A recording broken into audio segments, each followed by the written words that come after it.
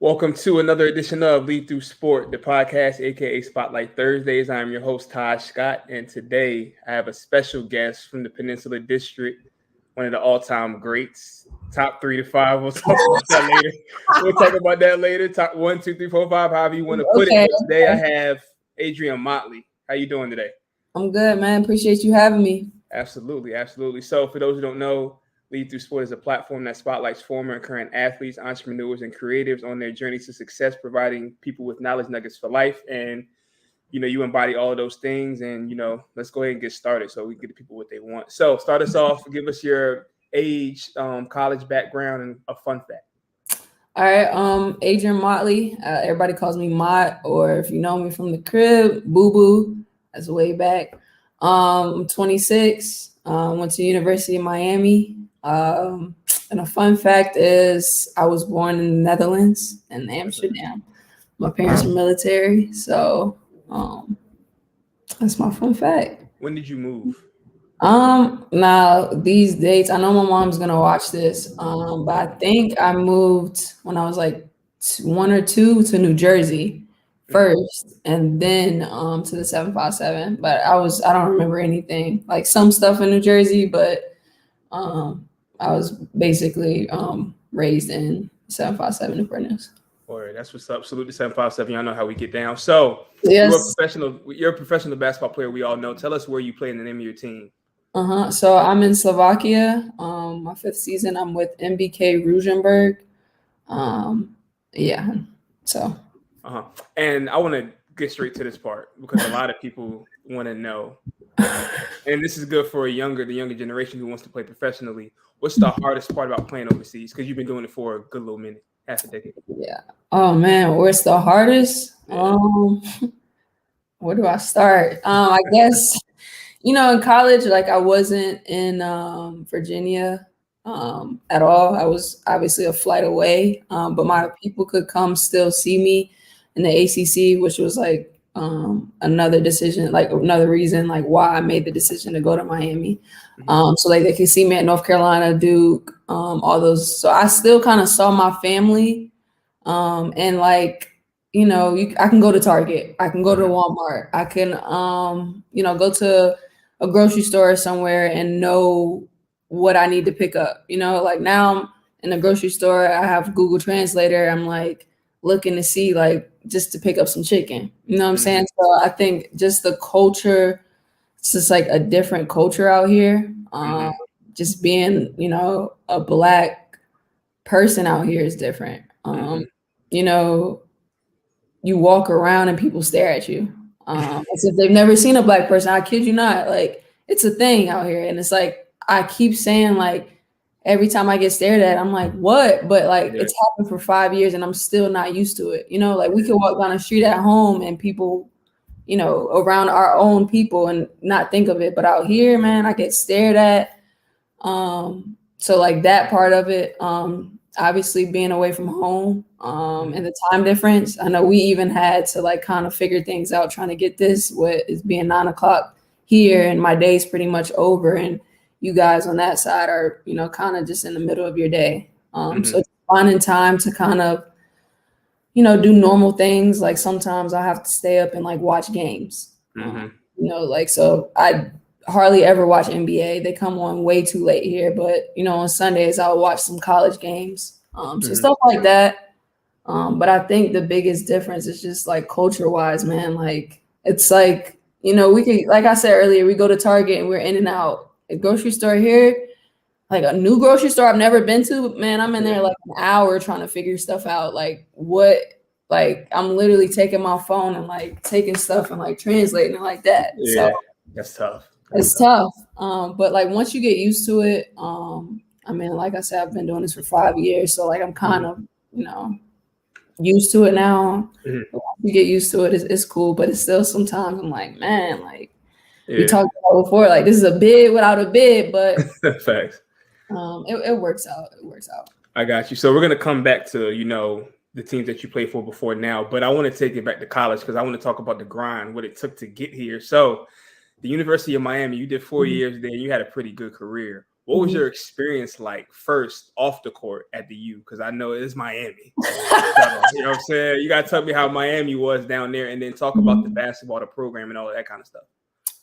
So, I mean, going in, I think that still to this day, like freshman year was probably the hardest, toughest time of my life. Yeah, it's toughest time. Just because, like, you know, I was 17. I was a freshman going into college. Like, I was playing against fifth-year seniors. You know, it's like different. I was like, you know, a 17-year-old guy playing against a 23-year-old man. Like, it's the physicality is different. Right. And it's just like, you know, in high school, like, I pretty much did what I wanted to do. You know, like we had offensive sets, but like it's a whole system in college, you know, like, and you know, like how it is, like, man, like if you don't know anything, you're not playing. So just coming in and like our offense, we had a dribble drive offense, which means like you had to learn the 1 through 4 position. So like you don't come in like just watching the 1 and the 2. Like you have to know what everybody's doing in order for you to be successful. And I think, you know, that was just tough for me. And I had a really tough assistant coach, Carolyn Keeger. And to this day, like I thank her because I don't think I would have been the player that I was without her. But she made it really tough for me. But I mean, I started freshman year and like that's unheard of unless you're like one of these, you know, number 1 freshman in the country. Like you're most likely riding the bench your freshman year. And I like led the team in scoring. So I think that kind of like my adjustment in my freshman year, like just time management, just figuring everything out on the fly. And again, I was 17. Like I didn't turn 18 until September. So I was pretty much down there a couple months, like trying to figure everything out. And you was a baby at a big time conference in Miami at that, you know what I'm saying? Like, and that's such a, like, you know, 757 is like a big area, but like Miami, I don't think people realize like Miami is like its own kind of like, it should be its own state. Yeah. It's so like diverse and like everything like that. And like, then I'll get into like the off court, like, you know, just the free time, like not having to ask my parents, hey, can I go here? Or, you know I have an 8 a.m. class. Am I going to go hang out at this party? Like, you know, be a realistic. Everybody parties in college. Like, that's part of your college experience. So, like, am I going to go party or, like, you know, whatever? But I think I came in with a good freshman class. And we did all that in the summertime. Like, we handled everything in the summertime that we needed to handle. But we knew, like, when it was time to get to the grind, like the fall grind, like we were locked in. It's kind of funny because one of the freshmen that I came in with, I actually played with her my first year in Sweden. So we kind of like got a lot of our first out together professionally and, you know, collegiately. So, I mean, I just think like, you know, balancing out like life. And like, I still say like that was the best 4 years to this day of my life. Like just like flying charter, you know, like the gear, like just top-notch stuff, man. Like stuff I don't get out here. And I took advantage when I was there because I'm like, man, like we was chartering in Florida State. You know what I'm saying? Like I think that's when I was like, dang, like I kind of made it. Like we was chartering.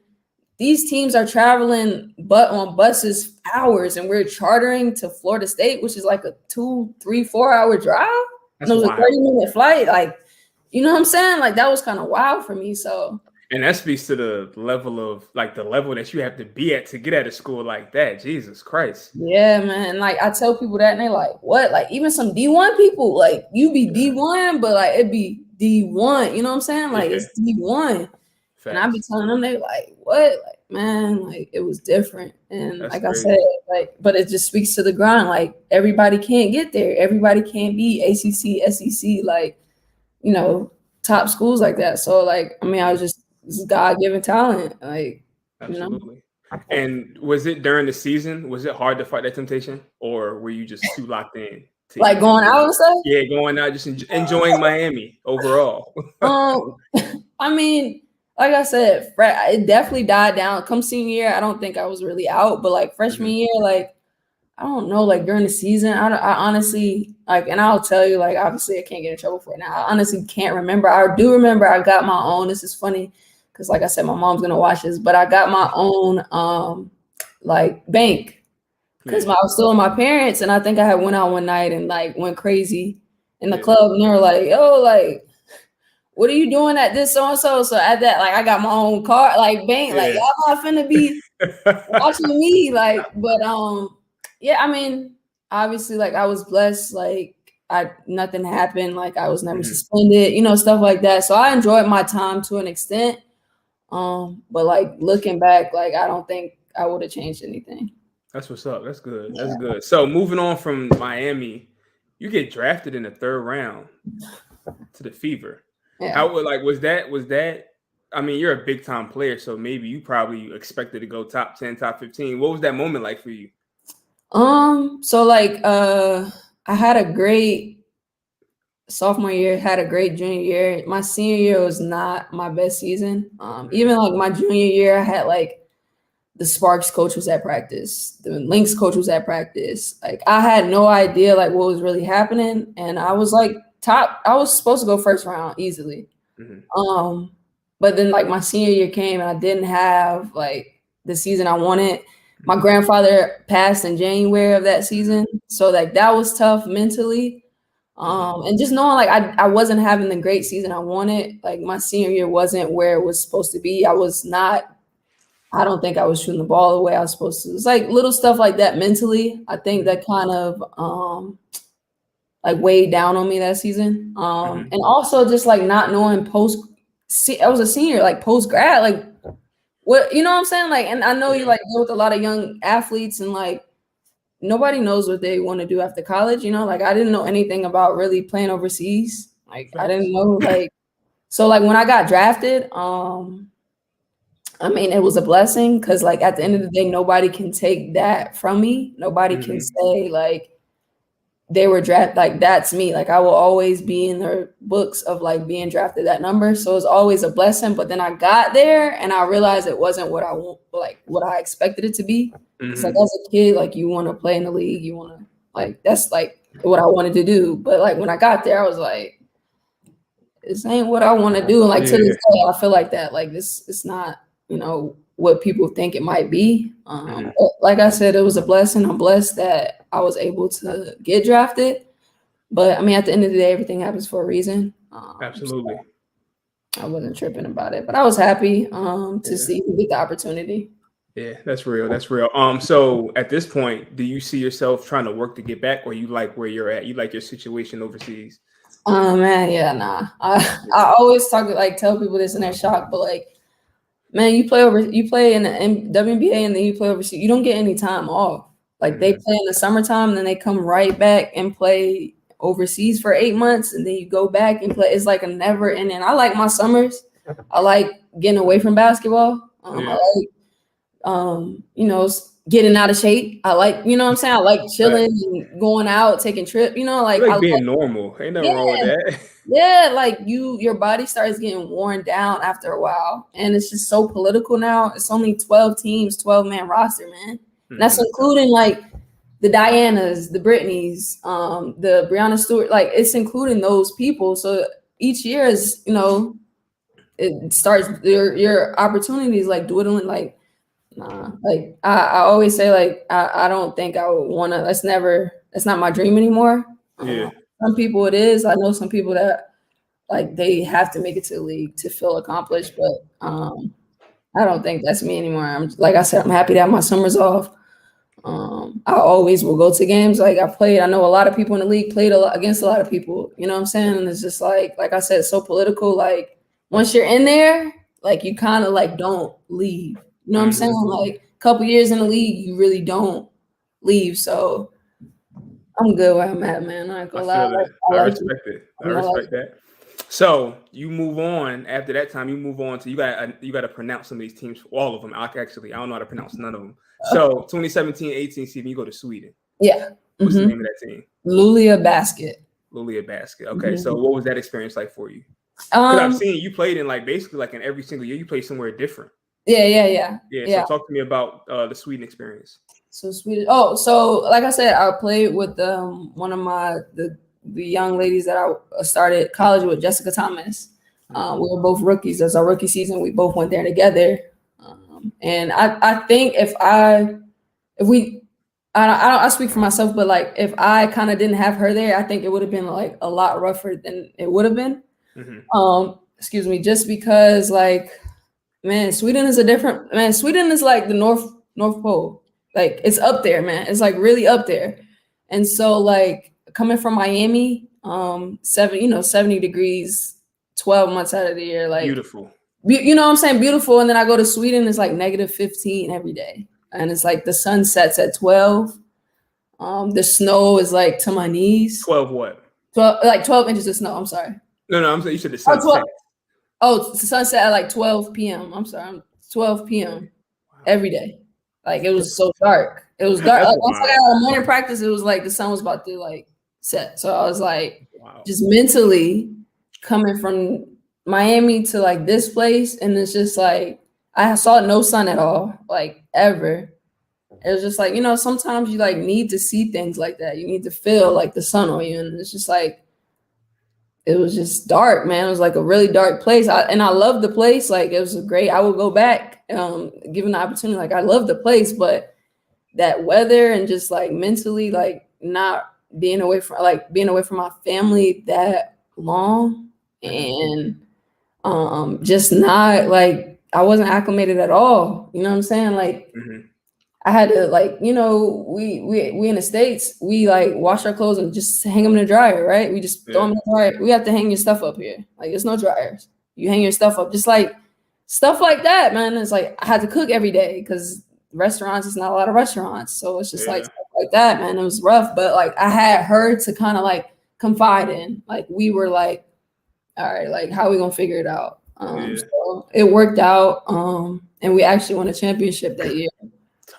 Which was really good. Yeah. So do y'all get bonuses for that over there? Yeah, we do. So you kind of like have like incentive to like kind of play for like, trying to get some more money.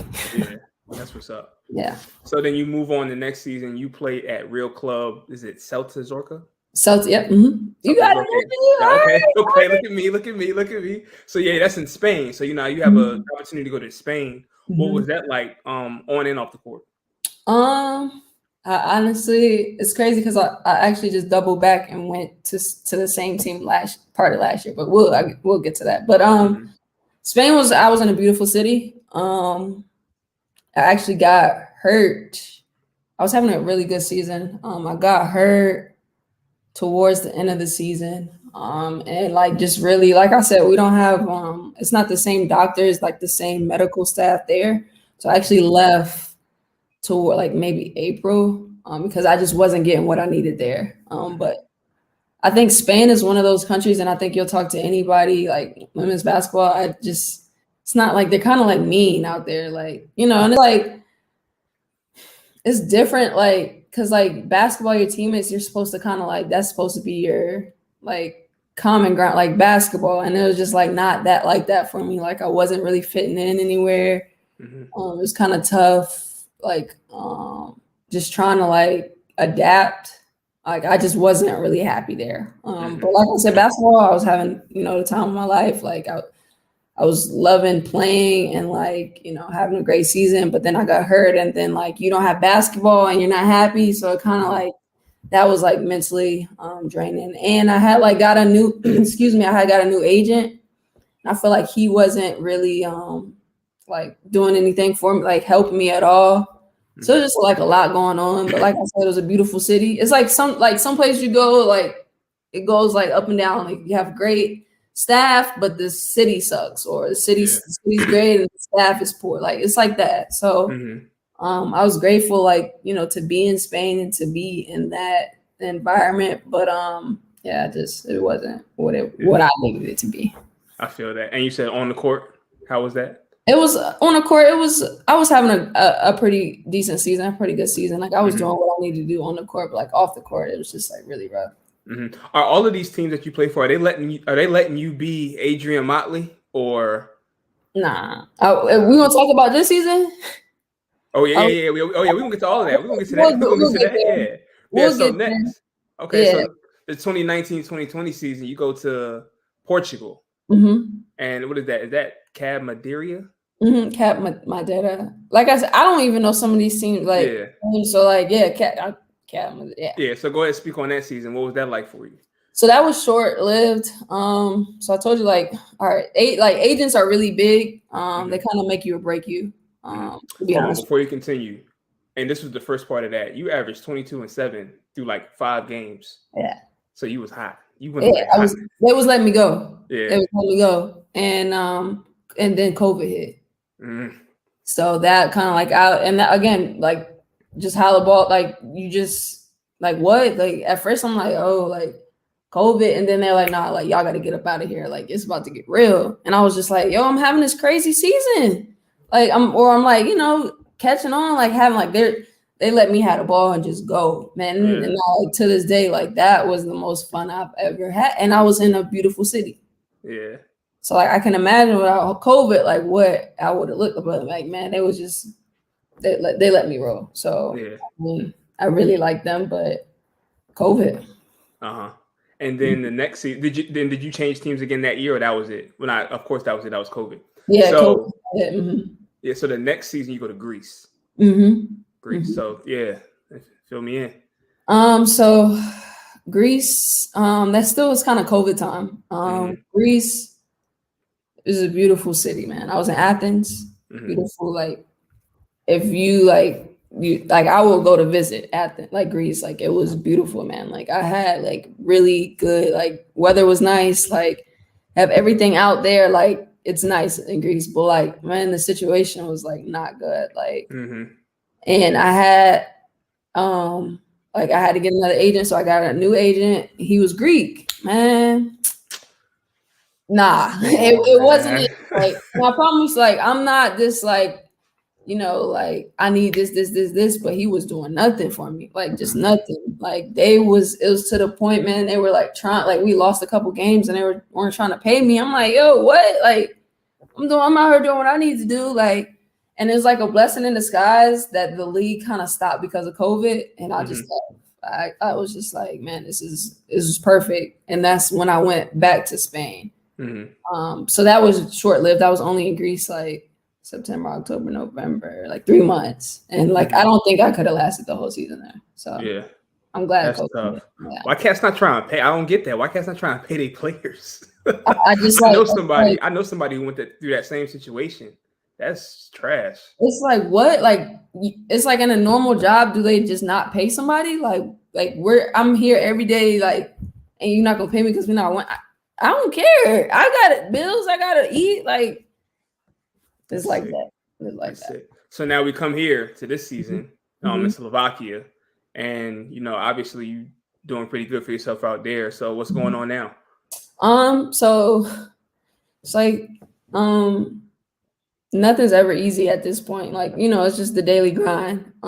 But I came in, I was working. The summer was like this summer for me. Like I was in the gym like crazy, like shot was it like where I needed to be in my career. Came here, we played 2 games in the Czech Republic on a tournament. Had like 21 the first game, 19 the second game. Was feeling great. My body was feeling great. Meanwhile, we're here running on the track. Work twice a day, like working crazy. And like I didn't even run on the track in college. Like I've never had like a coach that had me on the track. Like all our conditioning was like basketball related, like on the court. And I don't know what happened, but like I did a move in practice and like my knee was like tripping. And I like knock on wood, like I've had 1 surgery my entire, and it was like a small like scope. And you know, that's like a scope is like I was back running like 3 weeks post surgery. Like I was good. So thankful for that. Like I didn't had nothing, man. And like I did something weird, man. My knee just like did something weird. And I'm like, all right, like, you know, I keep going. It's just still like something weird. I'm like, nah, like this is weird. Like I never felt like this. So like rested for a little while and it didn't get better. Like a month went by and I was like, all right, I need to go to the doctor. I told you, like, stuff out here is different, man. Like, we don't have, like, even the doctor, man, I had to travel like 3 hours just to go to the doctor. 3 hours? 3 hours just to see the man, right? And it's just where I'm at. It's just like the place I'm at. It's just like in the middle of nowhere. So I go. He's like, nah, like it's nothing. Like, all right, I keep working. Still not better. So at this point, I'm like a month and a half, maybe. Yeah. Right? Then I'm like, hey, something's up. Like, I need an MRI. So he's like, all right, travel 2.5 hours to get the MRI. Go to the doctor, which is like 45 minutes from the 2.5 hour MRI to see him. He says the MRI is clean, right? Yeah. MRI is clean, nothing. I'm like, yo, my knee's not right. Like, you know your body. You're like, I'm like, it's not right. Like, I can't. Like, it's not right. It was doing like giving out. Like, it was real bad. So I'm like, he's like, oh, do all this stuff and it should be good. It's not good. I go back. I tell him like, yo, my knee's not right. He's like, all right, like we'll go into surgery today. I'm like, what? Like, and I think my worst fear as a player before this was like going into surgery overseas. Like I was like, I would never do it. But like I guess I got it. Like, so he went in, scoped it up. And man, I was out like September, October, November. Like till November, September, from like September to November. And like we're EuroCup, man. Like we started EuroCup games. Like, and that was where I wanted to be in my career, was playing EuroCup is like one of the top leagues. It's like EuroLeague Women and EuroCup, like top leagues in Europe. So I'm like frustrated at that. Like, you know, I missed 8 games, maybe a year, 2, 4, 6, some games. Like I missed a lot of games in EuroCup, and I was like feeling so good at the beginning of the season. Like I was feeling great, right? And then like in my head, like mentally, like this is where the mental aspect comes in. Like I'm like, yo, like how is this happening right now? Like how do I feel so great now? And like, I mean, then now I just can't do anything. Like this was my season. I was supposed to kill EuroCup. I was supposed to do this. I was supposed to do that. And like, that's where I go back to, like, I think that made like me like go back to like when I said college was probably the toughest. Like this year is probably the toughest, like just mentally drained, like just mental. Like it's been times where I just kind of sit and just like be like, man, like that time was tough because I knew nothing, man. Like I'm calling doctors at home, calling physical therapists at home, trying to figure something out. Like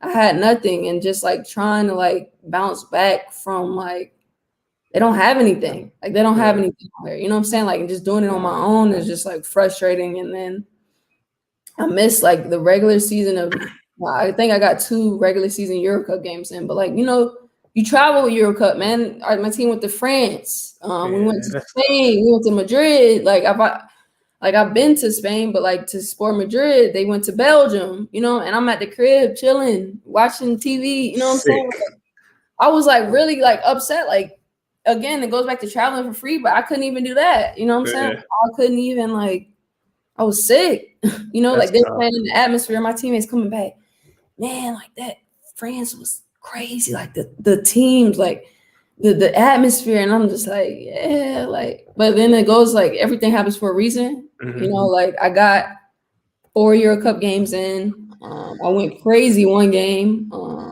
and it's just like all that and still not being 100%. Like I was rushed.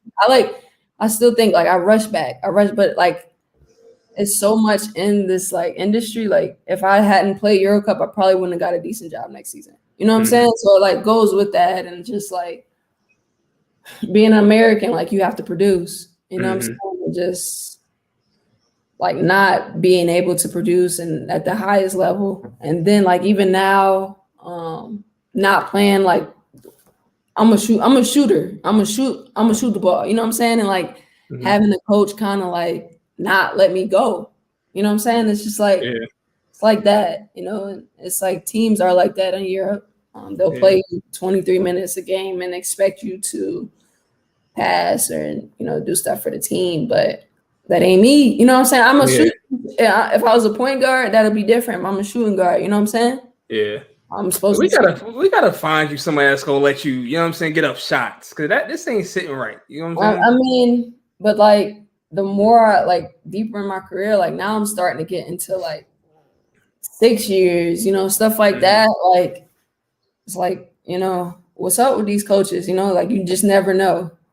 They're so over here. They're like really like they need their Americans. And like some teams, the Americans play 40 minutes and do what they want to do. And then sometimes they don't play them.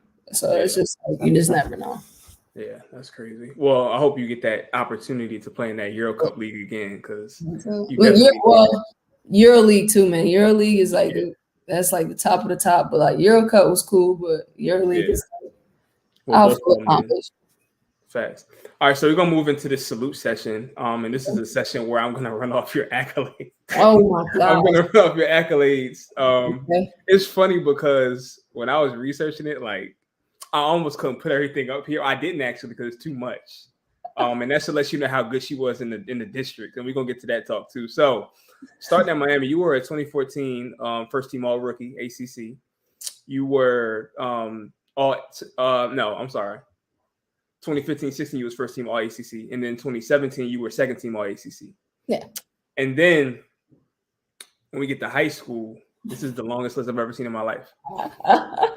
You won 3 straight player of the years. And you won one at TCIS, right? In the TCIS league in 9th grade, correct? Yeah. 3 straight player of the years. You were the 2012 Virginia Co-Player of the Year. You was the 2011-12 Eastern Region Player of the Year.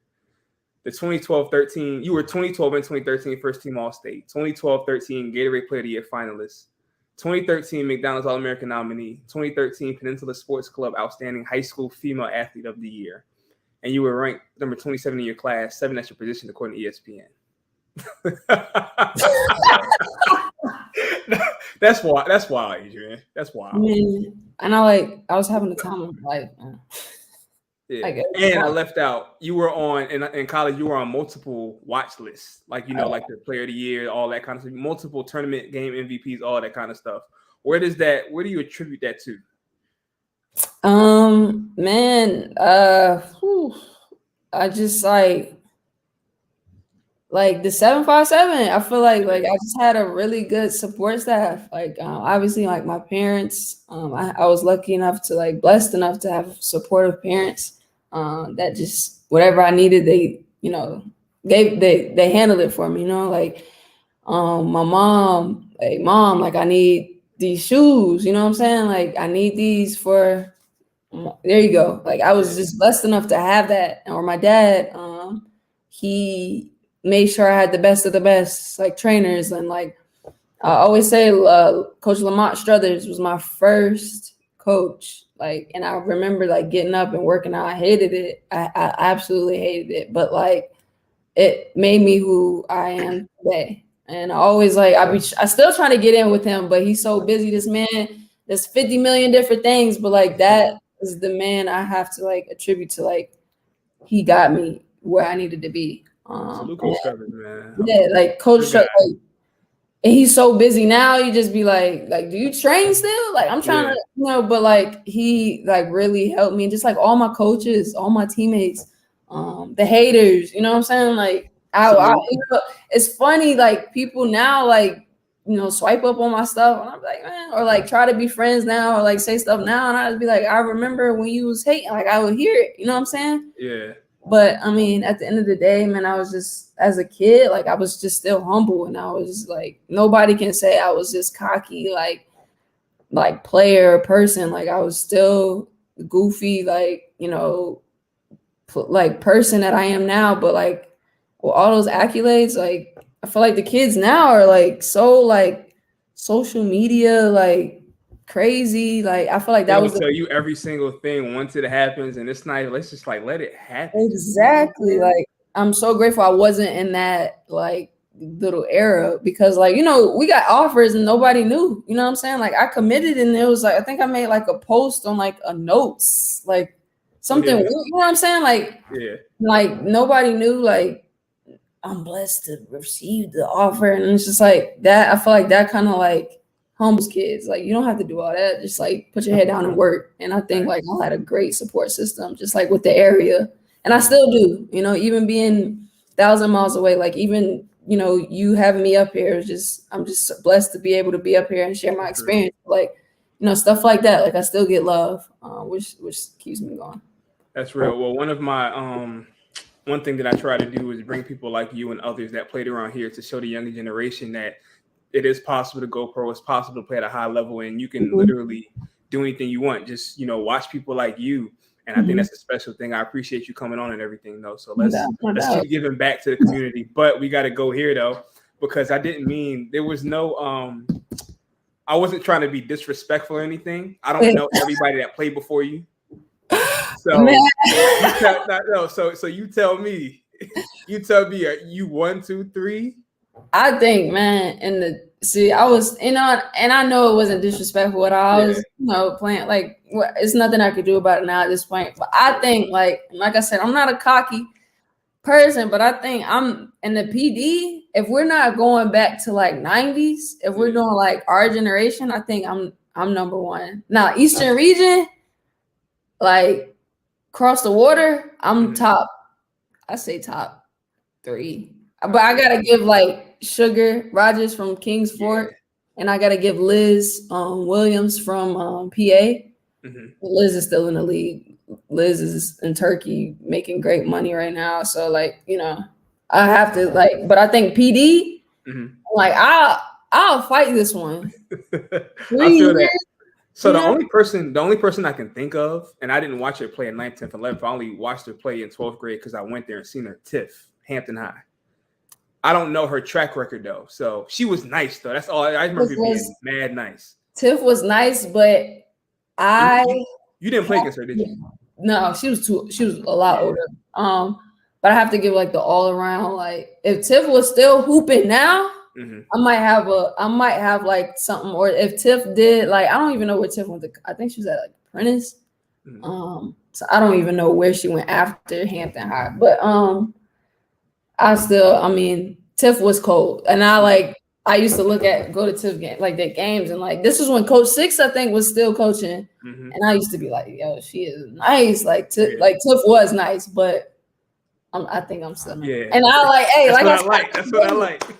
I'll debate it, but I still think in the PD and like obviously like Lakeisha Fred and all those old heads, that like our generation are like I think like 2000. I'm gonna say me. I'm just gonna say me. 3 years, 1800.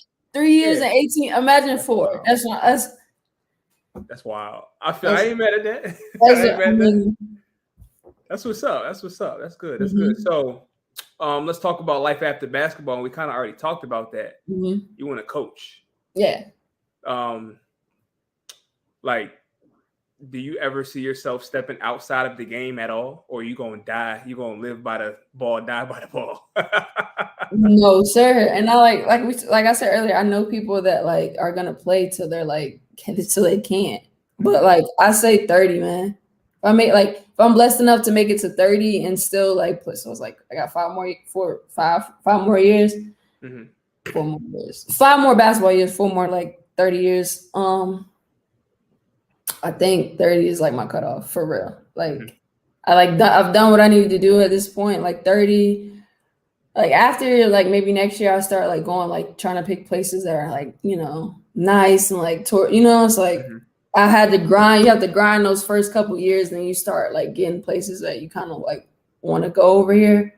But 30, man, I think that's my cutoff. And like coaching, like I coach AAU, and I just love being around kids and like helping kids and like being me around kids. I feel like if I had me when I was younger, like a young, like I don't want to say hip, but like, you know, that kind of like knows the game, knows like what's happening. Like it's kind of like not, you know, you get tired of these kids get tired of hearing these old coaches. You know what I'm saying? Like they can't relate to them. You know what I'm saying? Like, and I think that's kind of where like the whole like kids transferring to different high schools and like all this stuff, like it's just like they can't relate to these coaches anymore.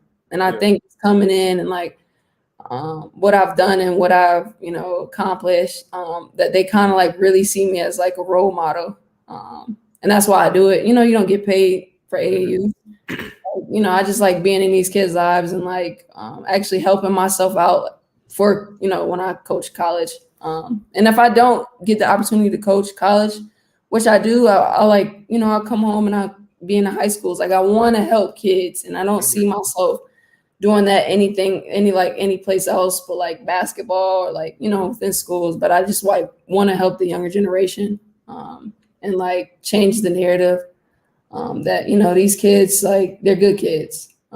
Just gotta, you know, sit down and like stop yelling at them all the time and try to like relate to them. You know what I'm saying? Yeah, that's real. I respect that a lot. Mm-hmm. Give me one piece to close out. What one piece of information would you give to a young lady trying to come up and, you know, play pro, whether it's WNBA or overseas? What you got for them? I think I'm just so big like mentally, like you have to be so strong mentally just to overcome everything. We're already at a disadvantage being Black. I wouldn't say a disadvantage. We're already at a just being Black. People we all have to work harder. You know what I'm saying? Just being Black, but being a Black woman, you have to work 10 times harder. So just to get that respect and just, you know, just work, just put your head down and work. And it's going to be times where, you know, everything doesn't work out or things don't work out the way you want them to be or the way you want it to work out, but just never quit and like, you know, keep your head down and keep a good set of friends around. It's crazy you posted that picture the other day, man. And I'm like, those are still my best friends, you know, like to this day, like it's all 5 of us. And I don't think I would, you know, be where I'm at without them. You know what I'm saying? So like, and they kept me grounded. Like, you know, I could have veered off and, you know, got a group of friends that weren't in the same mindset as, you know, they were. Like all of us graduated college. All of us have great, you know, jobs. All of us have come from great families. And I think that helped me out too. So just keep like a great group of people around and just like have fun at the end of the day. Like, make sure you're having fun with doing what you're doing. If you're not having fun, then you're not doing something right. And like, I mean, like if you really not having fun with it, just don't do it. Yeah. Because you're wasting your time and your talents you could be figuring out. But that's real. Like, just all those things. So yeah. Super real. That's real. I forgot to bring this up earlier, and you probably don't remember this, but I remember you went to a HU camp. I think my class was in 8th grade. You was in like 7th, and you were playing with us. Like it was a boys' camp, and you was playing with. Do you remember that? I don't, but like knowing, I never played in my age group, man. Like yeah, not only were you not playing in your age group, you was playing with us, and you was like, but you was like doing your thing. No, like Jesus Christ! But that's a testament to your hard work and like how much you actually wanted it. That's dope for real. Yeah, that's dope. Yeah. So any last words or anything? Want to shout anybody out? What you got? I mean, I appreciate you for having me. I keep saying this is a great environment just to come out here and just, you know, talk. I see what you're doing for the community, man. And anytime that you need me to do anything for you or, you know, connect you, I got you. And like I said, this is something great you're doing and I really appreciate it. And thank you for having me and, you know, taking the time out to chat. Absolutely. I know you got that 6-hour time difference, so I had to squeeze you in somehow. But I appreciate the love for real. I appreciate it. I'm about to cook dinner now, man. Look, when I'm gonna cook dinner and I'm gonna be out. But let me go ahead and get you out of here then. Where can we follow you at? At MoneyMod23 on the gram. I don't even my Twitter. I think it's MoneyMod23. And that's it. I don't do Snapchat like that. So I feel that. Yeah. But yeah, MoneyMod23. Gotcha. Y'all go ahead and follow Money Mott. Y'all go ahead and follow me on Instagram and Twitter at @tscotty_. Follow my life development page at _rise to the occasion. Like, watch, subscribe to this video. We got a lot more coming. We're going to tap in with y'all later. Appreciate